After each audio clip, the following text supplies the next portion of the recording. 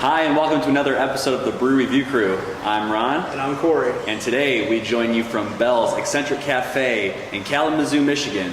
We just got back from their production brewery. We've driven hours, and here we are to sample the world-famous Hopslam. Right. Glub, glub, glub, glub, glub, glub, glub, glub, glub, glub, glub. Okay, so as many of you know, Hopslam is one of the most widely anticipated beers that Bell's puts out. People far and wide, all over the country, all over the world, know it, wait for it. It's an annual celebration, and people can't get enough of it. Yeah, I mean, we're here at the brewery, and it's sold out at their general store. So you know, I mean, it's gone. So we're lucky enough to have a glass, and Corey, why don't you tell us a little bit about Hopslam? Absolutely. Hopslam is a West Coast style double IPA. It's made with a lot of those, West Coast, the Pacific Coast, I should say, hops, where they're all, grapefruit and citrus and a little pine and very herbal. It's heavily dry hopped with Simcoe hops, so the aroma is just going to, hit you in the face. It's really big nose. And like he said, you can't really get it a lot of places. It's one of those beers that you kind of have to go and search for. And we were talking to Clay, who showed us around, and he was like, people always ask him, why can't I get this? And he just keeps telling them, stop telling your friends. They make more and more every year, and people drink more and more every year. It's very popular, very hard to get, but also highly regarded. All right, I can't wait anymore. So without further ado, we're gonna go ahead and get the smells and the taste, and let you guys know what we think about Bell's Hopslam. Well, first thing, let's start off with the aroma. Like I thought, just a lot of hops right in your face. Yeah, this smells as good as an IPA can smell. Absolutely. I mean, right off the bat, pine, just like you step foot into just a forest of Christmas trees. It's really fresh. Very citrusy. It smells really bright. It smells, resiny, sticky, hoppy, just almost not even Christmas trees, just a big hop field. It's Hopslam for a reason, guys. My mouth. It's really just that much in your face. Yeah, my mouth is watering just smelling it. I mean, it's hard to describe it to you, but this thing smells excellent. It's good. It smells good. I was telling Ron earlier, I think there are only a few things that I could, fill my house with that scent, and Hopslam's probably one of them. I mean, if they can make a candle out of this, I would buy it 10 days a week. It's a business idea if any of you are candle makers. The Hopslam candle. Trademark Brew Review Crew.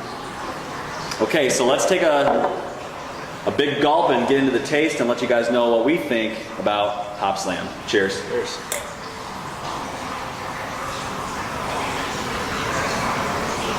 I mean, right off the bat, you're gonna get a ton of hops. I mean, that's obviously the style, but it's really piney. It's citrusy.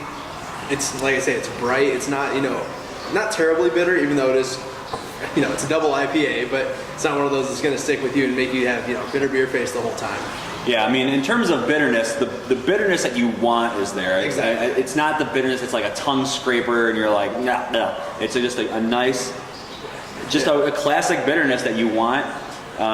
Like he said, very, very piney, dry, which is right in line with that West Coast style. Yeah. And that honey addition probably helped out there, just kind of balance it out. Yeah, there is a sweetness to it. I mean, as bitter as it is, there is a little sweetness to it, and it kind of coats your mouth, and it's really good. It's one of those beers that it's just bitter enough to keep you coming back for more and more and more. Absolutely. I mean, we're going to talk about the hops the whole time, and that is the name of the game here, but at the same time, there's a lot of malt backbone to it. There's some caramel notes. I mean, it's sweet to balance it out a little bit, but it's also, it finishes nice and dry. There's a lot of complexity. It's just really, really well done. Yeah, this is definitely not your gateway IPA. No.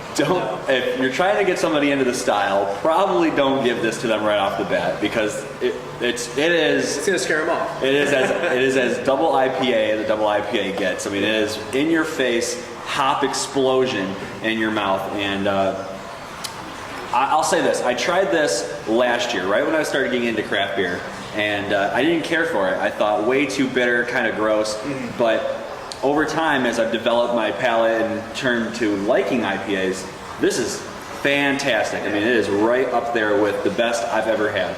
Yeah, absolutely. And like I said, the biggest thing that really strikes me is the balance.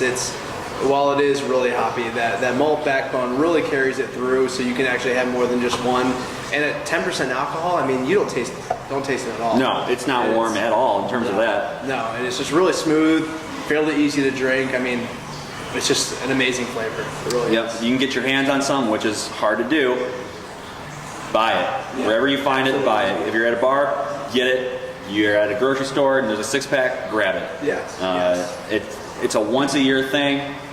Everyone wants it, so if you find it, snag it. You will not be disappointed. This is a good beer. Corey, what is your final conclusions on Bell's 2014 version of the Hopslam? Yeah, well, I've always said this is one of, if not my favorite beers that I've ever had. And this lives up to everything that I was expecting. It's, like I said, it's bright, it's very hoppy, it's just really well done.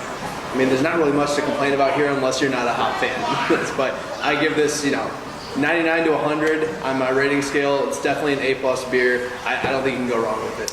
Yep, in terms of an IPA, double IPA, I'm right there with you. If you're grading a beer on its style and you're talking about a West Coast double IPA, this hits it on every mark. The nose, the taste, the finish, it's all there. Absolutely. I'm right with you. I'm at a 98, 99 in terms of what it is. It's as close to perfect as you're going to get. And to be honest, I don't know what to critique to make it perfect, but... No, I can't think of anything I'd say that. Only thing I'd say is don't give this to somebody who is not used to the IPA flavor. I mean, you can, but... They're gonna struggle. Yeah, it's not something that I would give to a beginner in the IPA. But that being said, if you are one of those people who likes their hops, if you're a hophead, this is what you need to be looking for. Yes. Get it while it's hot. It's a limited release. It's perfect. Again, guys, thanks for joining us. Thanks for checking out this third episode of the Brew Review Crew. We got to give a bunch of thanks to some of the people who got us here. Scott and Clay. Clay showed us around the production facility, showed us around the 15-barrel facility out back. He was a great tour guide. He really helped us out. Yeah, if you're ever in the Kalamazoo area, make your way up here and talk to Clay, because he will give you more information than you can handle. I mean, he gave us every little bit of info you could want. He was just an absolutely great tour guide. Bell's is lucky to have him. Yeah. Again, please check us out on Facebook, Twitter, our YouTube. Please subscribe and leave comments.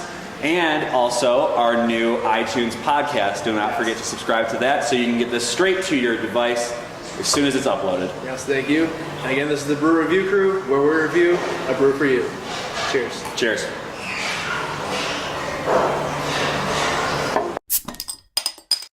Glub, glub, glub, glub, glub, glub, glub, glub, glub, glub, glub.